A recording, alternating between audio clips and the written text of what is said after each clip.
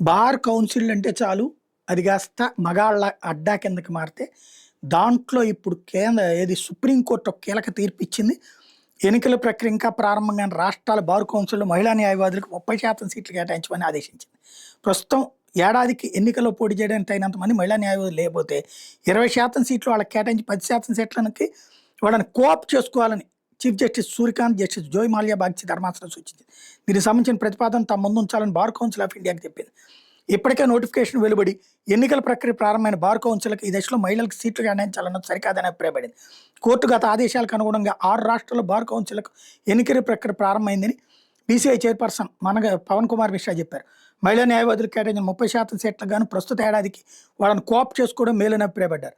సాధారణంగా మహిళా లాయర్ల సంఖ్య తక్కువగా ఉంటుంది కాబట్టి 15% మందిని ఈ కోటాలో నేరుగా నియమించాలని పేర్కొనగా చీఫ్ జస్టిస్ అభ్యంతరం తెలిపారు. కోఆప్ చేసుకునే వాళ్ళ సంఖ్య 10% ఉండడమే సముచితమన్నారు.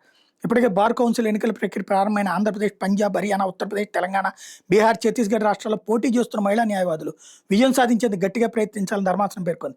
బార్ కౌన్సిల్లో మహిళా న్యాయవాదులకు 30% సీట్లు కేటాయించాలని పిటిషన్ మీద విచారణ సందర్భంగా ధర్మాసనం ఆదేశాలు ఇచ్చింది.